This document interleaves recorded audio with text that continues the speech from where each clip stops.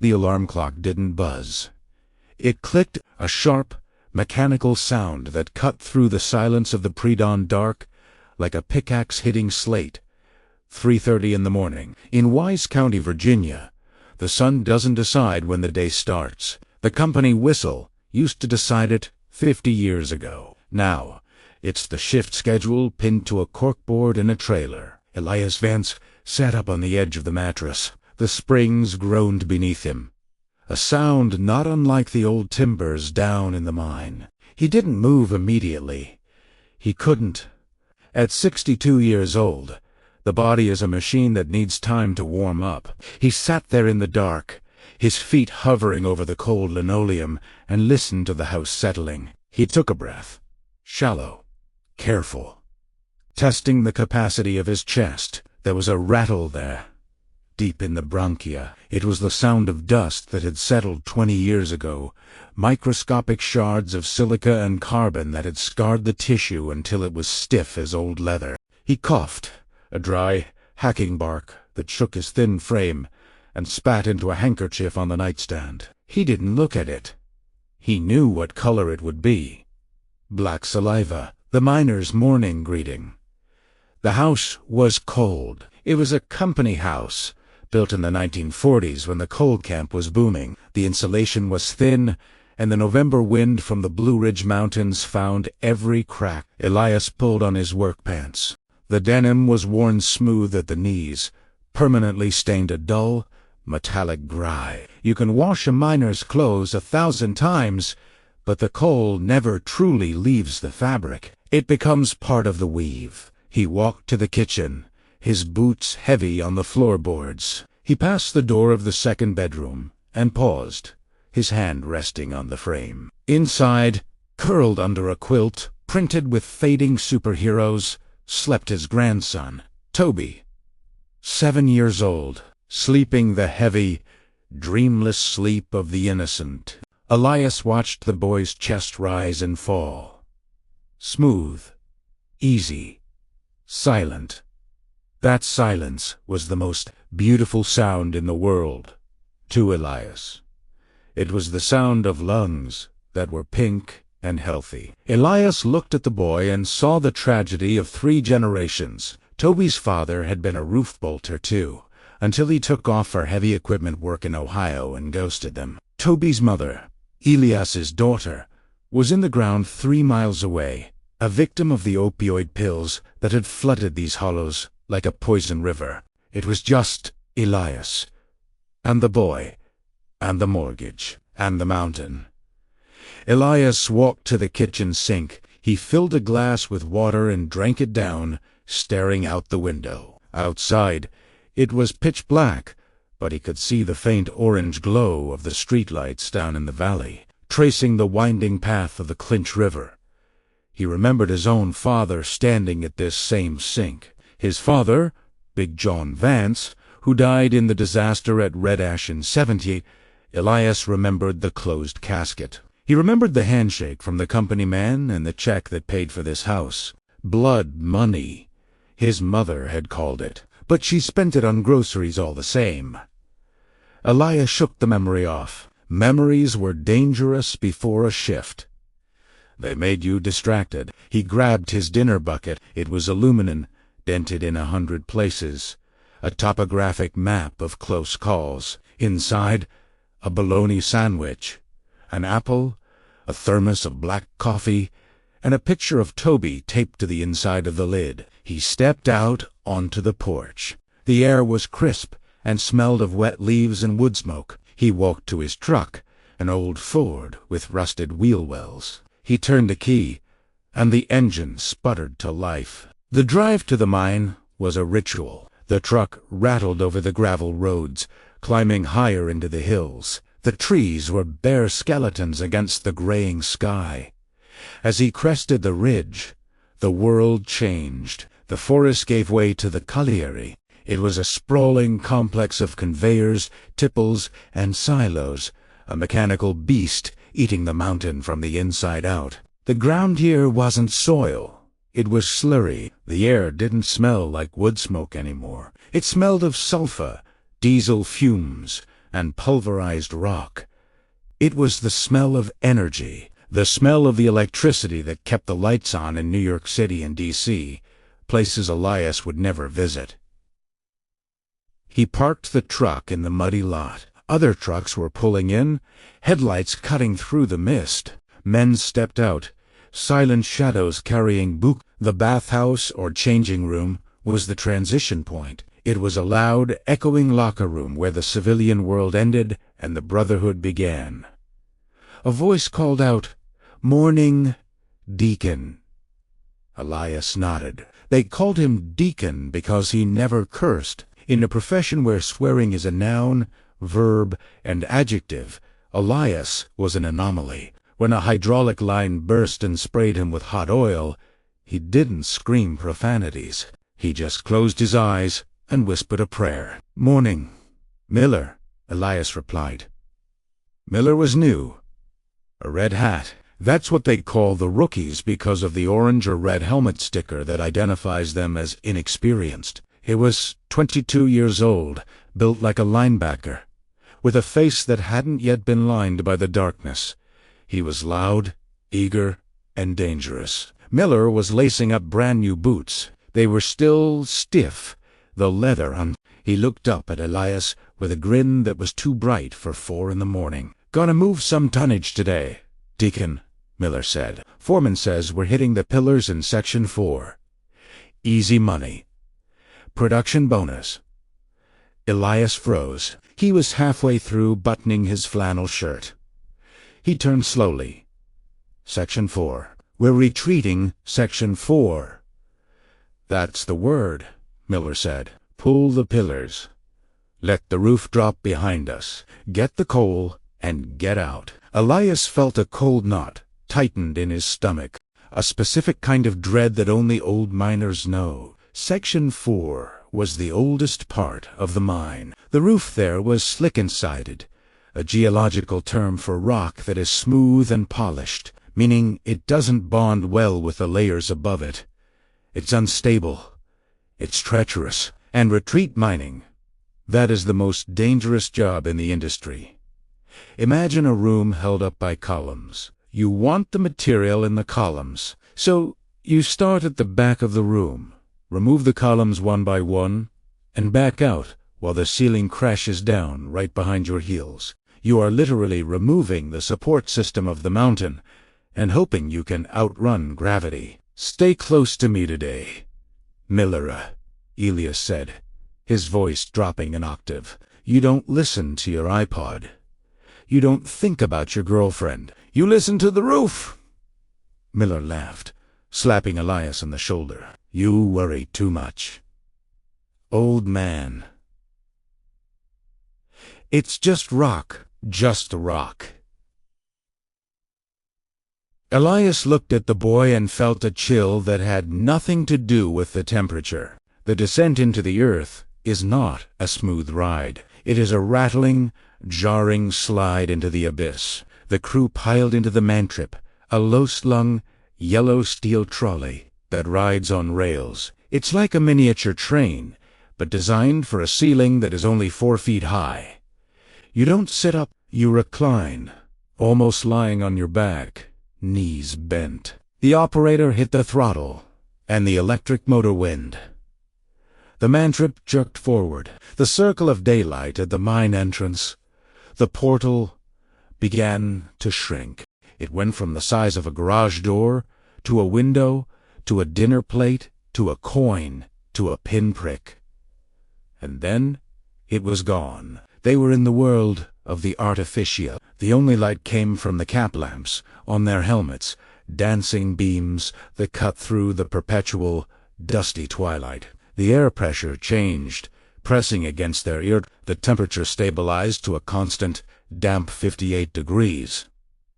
It is the same temperature down here. There are no seasons. There is no day or night. There is only the shift. 3 miles in, that's how far Section 4 was. It took 45 minutes just to get to the working face. 45 minutes of sitting shoulder to shoulder with men who smelled of chewing, tobacco, grease, and anxiety. The walls of the tunnel, the ribs, flashed by. They were coated in white rock dust, sprayed there to prevent coal dust explosions. It looked like a tunnel carved through dirty snow. Elias closed his eyes. He listened to the wheels on the track. Clack, clack. He thought about the geology above him. Sandstone, shale, slate, limestone. 3,000 feet of it, millions of tons of pressure, held back by wood and bolts. When they arrived at the section, the silence hit them first. The man-trip motor died for a second before the massive ventilation fans and the continuous miner machines started up. There was the absolute quiet of the deep earth. It is a heavy silence, a silence that demands respect. "All right, boys, let's get it." The shout came from Crouch, the section foreman. Crouch was a short, wire-thin man who lived on caffeine and nicotine. He was paid on production bonuses. He didn't care about slicken-sided roofs. He cared about the tons-per-hour report that went to corporate. "We got 6 pillars to pull today," Crouch barked, shining his light on a map pinned to the wall. "Miller, you're on cable handling. Deacon, you're on the bolter. Let's turn this rock into money." Elias walked to the roof bolter. It's a dual-boom machine, a terrifying piece of engineering designed to drill into the ceiling and insert 6-foot steel rods to pin the rock layers together. The work began. The continuous miner, a massive steel beast with a rotating drum of carbide teeth, rowhead to life. The noise was deafening. It wasn't just a sound, it was a physical assault. It vibrated your teeth, it shook your bones. The drum spun, tearing into the black seam. Black dust exploded into the air. The water sprays on the machine tried to knock it down, turning the floor into a black slurry of mud. But the air remained thick and hazy. Visibility dropped to 5 feet. Elias worked methodically. His movements were muscle memory. Drill. Insert resin cartridge. Insert bolt, spin. Tighten. But while his hands worked, his mind was tuned to a different frequency. He was practicing the miner's art. The listen. The mountain talks before it strikes. It gives warnings. Groans. Groans. Deep bass sounds that vibrate through the floor. Pops. Sharp cracks like a pistol shot, meaning the rock layers are snapping. Spalling when small flakes of rock ping off the machinery, flicked off the walls by the immense pressure. "Miller!" Elias shouted over the roar, waving his light. "Keep that cable clear of the tracks." Miller was wrestling with the thick, high-voltage power cable that fed the miner. He was moving too fast, jerking it. He slipped in the mud, laughing, and gave Elias a thumbs up. Elias didn't smile. He looked up at the roof. There were kettle bottoms here, petrified tree stumps in the roof rock. If they vibrate loose, they drop like a guillotine. A kettle bottom killed Elias's uncle in '82. It didn't even make a sound. Just dropped. Lunchtime came 4 hours later, but it felt like 4 days. They sat in a crosscut, a small tunnel connecting to main entries, out of the direct airflow. They sat on crib blocks, stacks of wood, eating sandwiches with hands that were scrubbed black but never clean. The coal dust is insidious. It gets through your clothes. It gets into the creases of your eyelids. It gets into the taste of your bread. You eat the mine, you digest Italiano. Miller took a bite of a ham sandwich. "My old lady wants to move to majestic Bristol," he said, chewing loud. "Says she's tired of the dust. Says she worries." "Bristol's a good town," Elias said, unscrewing his thermos. The coffee was lukewarm, but it was wet. "Yeah, but I'd have to drive an hour to get here." I told her, "Baby, The coal is where the money is. I figure I do 5 years. Save up, buy a double-wide cash, get a new truck. Elias looked at the boy. 5 years. Elias had said 5 years when he was 20. Now he was 62. The mine is a trap. It offers you a paycheck that is just slightly better than anything else in town. Gets you used to the money, and then breaks your body so you can't do anything else. Don't stay 5 years. Son, Elias said softly, save your money. Go to trade school. Learn to fix HVACs. Learn to weld something where the sun shines. And give up this view, Miller joked, sweeping his hand at the claustrophobic black walls. Come on, Deacon. You love it. I respect it, Elias corrected him. I don't love it. The mountain doesn't love you back, Miller. It just tolerates you.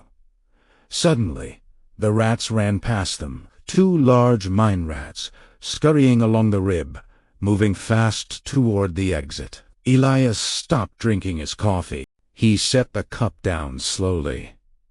Did you see that? Just rats. Miller shrugged. Nasty things. Rats don't run toward the main line unless something is wrong behind them. Elias stood up. Then the sound came. It wasn't a cracket, Wassitude. A deep, resonant impact, like a heavy door slamming shut in the center of the earth. The air pressure shifted instantly. Elias's ears popped painfully. The ventilation curtain, a heavy rubber sheet, flapped violently as a gust of wind rushed toward the face. What? Westat Miller stopped chewing. His eyes went wide. Elias was already moving. That was the mountain, sitting down. Is that normal during retreat? Not that loud, Elias said. Grab your gear. We're moving. But Crouch said we have 2 more cuts. To hell with Crouch! Elias roared, a sound so uncharacteristic it made Miller jump.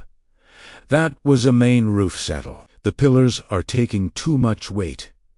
The chain reaction has started. We need to back out.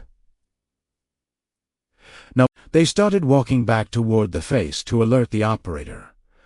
But they were too late. The geology of Section 4 decided it had had enough. It didn't happen in slow motion. It happened in a violent, chaotic instant. The floor heaved upward, called a squeeze. The roof didn't just fall. It exploded downward, a massive slab of sandstone, the size of a school bus, sheared off 50 feet ahead of them. The concussion knocked Elias off his feet. He hit the muddy floor hard, his helmet flying off. The wind was driven from his lungs. Darkness absolute. Then the dust. It rolled over them like a solid wall, choking, blinding, thick as wool. Miller! Elias screamed, but he couldn't hear his own voice. The noise of the collapse was a grinding, tearing screech of rock against rock, the earth screaming in agony. Then silence. Elias lay in the mud. He tasted blood in his mouth. He spat. He reached out in the dark, his hands frantically searching. He found his helmet. He toggled the switch. The light flickered, dimmed, and then cut a narrow beam through the swirling dust. The dust was so thick it looked like fog. Miller, sound off. I'm here. A whimpering voice. To the left. Elias crawled forward. Miller was sitting against the coal rib, curled into a ball. He was covered in gray dust, looking like a statue. He was clutching his right arm. Let me see, Elias said, his voice trembling but authoritative. He shined the light on Miller's arm. The forearm was bent at a sickening angle. Compound fracture. The bone was pressing against the skin, threatening to break through. It's broke, Deacon. It's broke. Miller was hyperventilating, panic breathing. Look at me. Elias grabbed Miller's good shoulder. "Look at me! We can fix an arm, but you pass out from panic, and you die.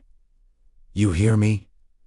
Breathe through your nose." Elias ripped the sleeve of his flannel shirt. He used a discarded piece of wood strapping to fashion a crude splint, tying it tight. Miller screamed, a raw sound that echoed in the small space. "Sorry, son. Sorry." Elias stood up, or stood as high as he could in the 4-foot tunnel. He shined his light down the entry. 10 feet. Hawaii. The tunnel simply ended. It wasn't just a pile of rocks. It was a wall. The roof had come down completely, sealing the entry. "We're trapped," Miller whispered. "Oh, God, we're buried." "Quiet," Elias snapped. He turned and shined his light the other way. He walked 20 yards back, toward the face. Another fall. They were in a pocket.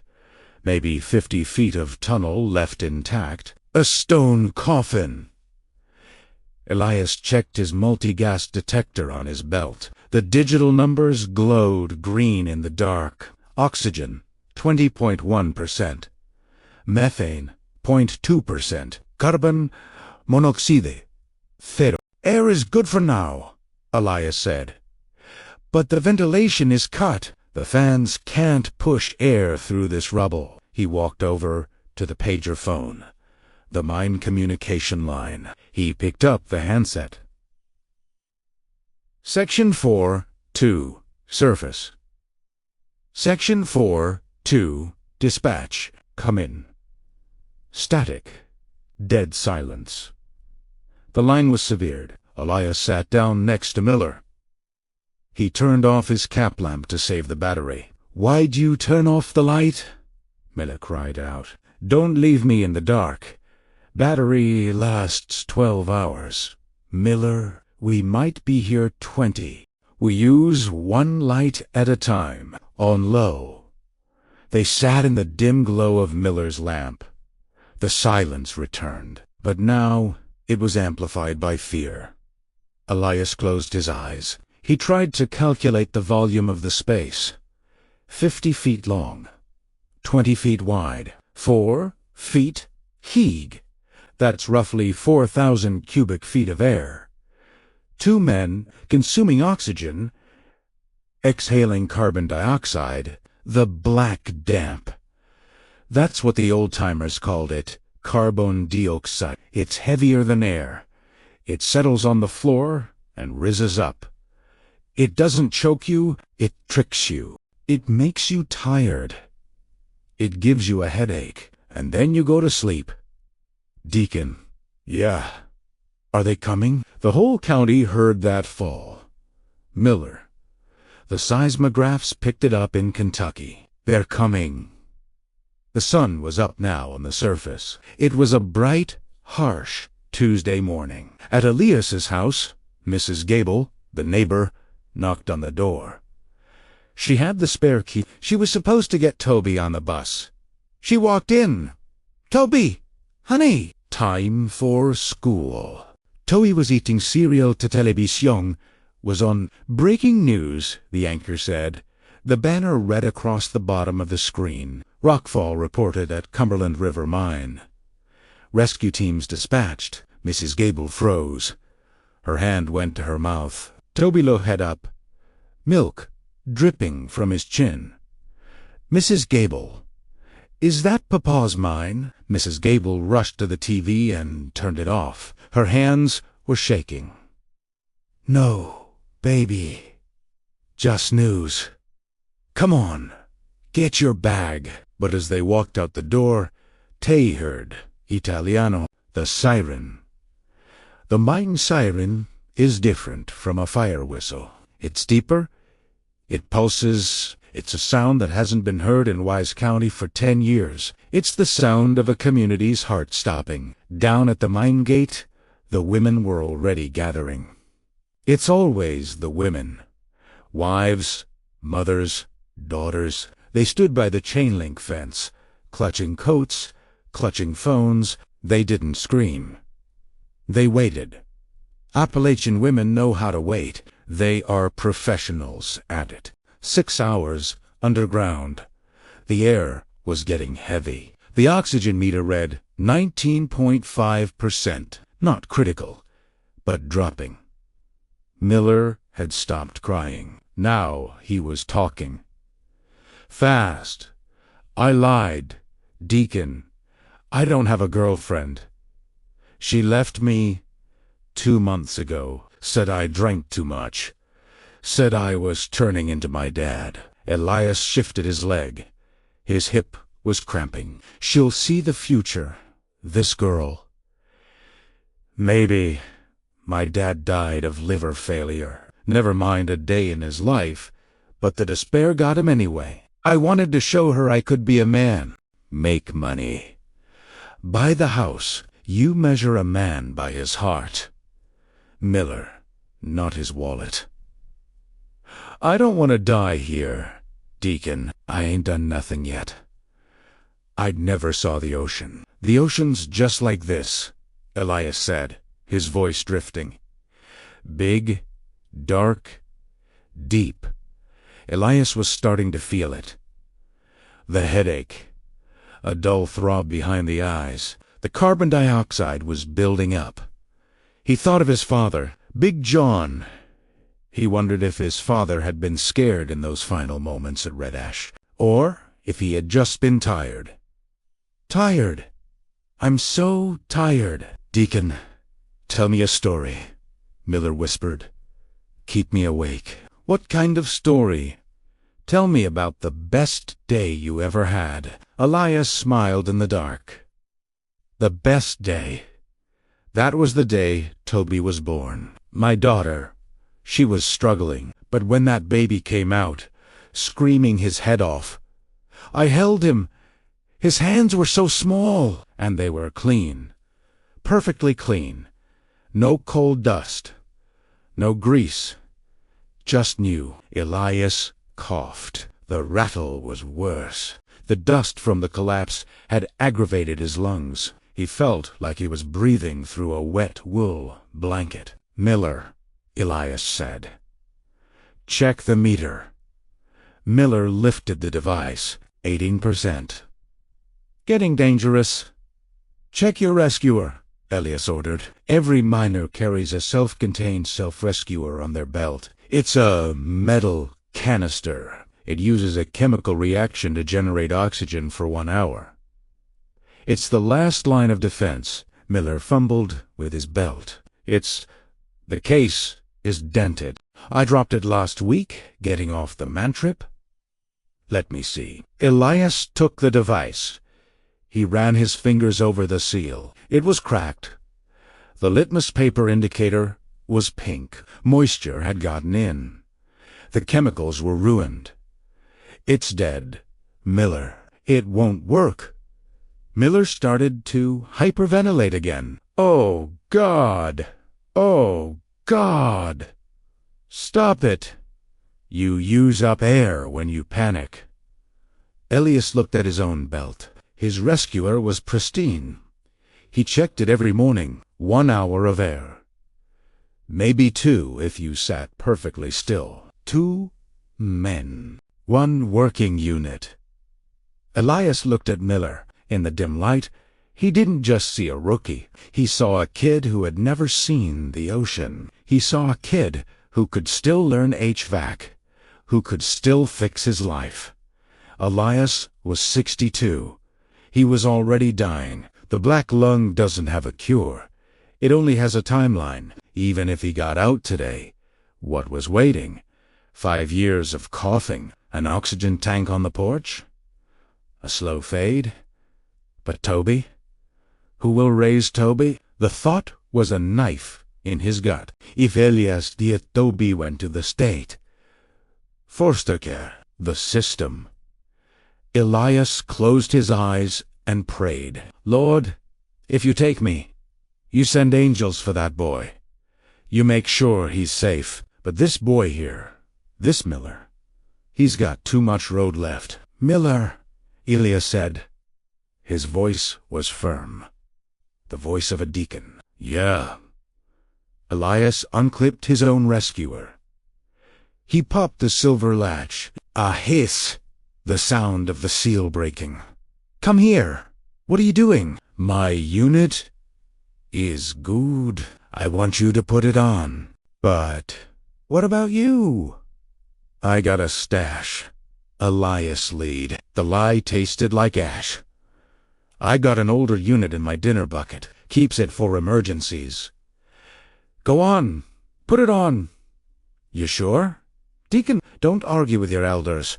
Boy, put the mouthpiece in. Keep your nose. Breathe. Miller took the unit. He put the mouthpiece in. He took a deep breath of the chemically generated, hot oxygen. His eyes widened.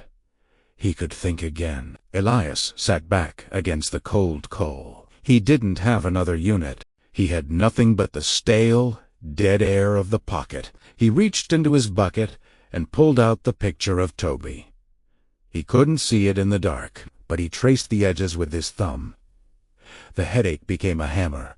His vision started to tunnel. He started to hallucinate. The coal walls seemed to melt. He saw the tunnel opening up. He saw a field, green grass, sunlight. He saw his wife, Mary, who had passed 10 years ago. She was wearing her blue Sunday dress. She was standing by the rib, smiling. "Come on, Elias," she seemed to say. "Work's done." Whistles blowed. "Not yet." "Mary," Elias whispered to the empty air. "Not yet." His breathing slowed. Shallow, ragged. The carbon dioxide was wrapping him in a warm, fuzzy blanket. Miller was sitting across from him, looking like an alien with the gear on his face. He watched Elias's head droop. "Deacon!" Miller mumbled through the mouthpiece. Elias didn't answer. His chin hit his chest. A thud came from above. Elias woke up, or thought he did. He was floating.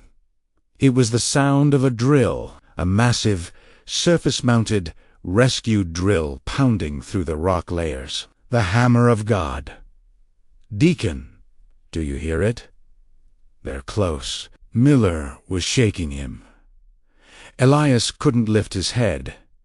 His body felt like lead. His brain was misfiring. "Toby?" Elias rasped. "It's me, Miller." "Hang on, old man. They're breaking through." Suddenly, a localized explosion of noise. A few feet away, the rock wall crumbled. A small probe hole broke through the rubble. A beam of pure, blinding white light shot into their tomb. It was brighter than any cap lamp. It was the sun. "I see movement." A voice screamed from the hole.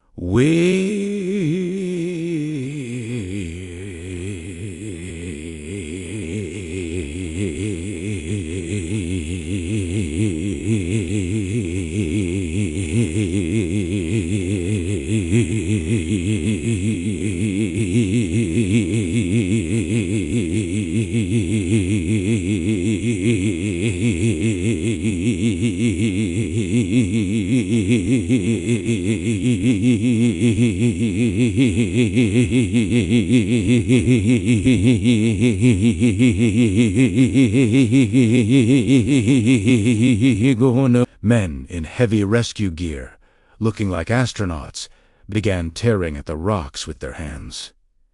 They widened the hole. "Get the stretcher! Get the oxygen!" Hands were on Elias. Strong hands. They checked his neck. "Pulse is steady. He's hypoxic. Get the bag on him." Stat. Elias felt plastic over his face. Then a rush of cold, pure air. It hurt. It burned his lungs like fire. He coughed, a violent spasm that racked his whole body. "Stay with us. 4092. Stay with us." They strapped him to a backboard. They passed him through the hole like a piece of lumber. The journey out was a blur. The rattle of the man-trip, the flashing lights, and then the portal. Night had fallen again, but the mine yard was lit up like a stadium. Floodlights, ambulances, news vans.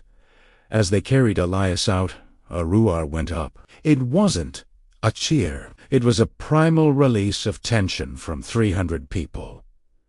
Elias couldn't see them clearly. His eyes were swollen shut from the dust. But he heard it. Papa, a small, high-pitched voice, cutting through the mechanical noise. Elias tried to lift his hand. He managed to raise one finger. "I'm here, Toby," he whispered into the oxygen mask. "I'm here!" They loaded him into the ambulance. Miller was on a gurney next to him. Miller tore the mask off his face. He looked at Elias with wild, tear-filled eyes. "He gave me his air." Miller screamed to the paramedics. "Check him. He gave me his air." He lied. He didn't have an extra. The paramedic looked at Elias, then at the empty case on Miller's chest. He looked at Elias with a new kind of respect. "Let's go," the medic said, slamming the doors. "Driver. Mob."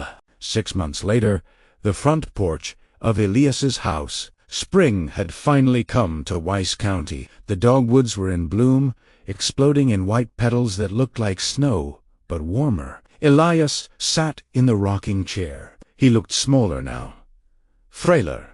Beside him sat a portable oxygen concentrator, rhythmic and steady. The doctors said he had lost 30% of his lung function that night. The exposure to the bad air, combined with the years of dust, had finished his career. He was on full disability now. It wasn't a fortune, but it was enough. The mortgage was paid. A car pulled up the gravel drive, a silver sedan. Clean. Miller stepped out. He looked different. He had gained weight. Good weight. His face was clean-shaven. He was wearing a polo shirt with a logo on the breast. Tri-Cities HVAC and cooling. He walked up the steps, carrying a box. "Afternoon, Deacon." "Afternoon, Miller. You look like a civilian." Miller laughed. "Fail like one. Just got off work. Installed a unit at the high school. Air conditioning. Clean filters. Good work. Honest work. Sun shines on my back all day." Miller set the box down. "I brought you something from the hearing." He opened the box. Inside was Elias's old helmet, scratched, dented, still covered in the gray dust of Section 4. And next to it, the rescuer case. "The empty one?" "I keep this on my mantle," Miller said, touching the case. "To remind me?" "Remind you of what?" "That I'm living on borrowed time." "Your time." Elias shook his head. "You saved yourself, son. You kept calm." "No," Miller said firmly. You traded your lungs for my life.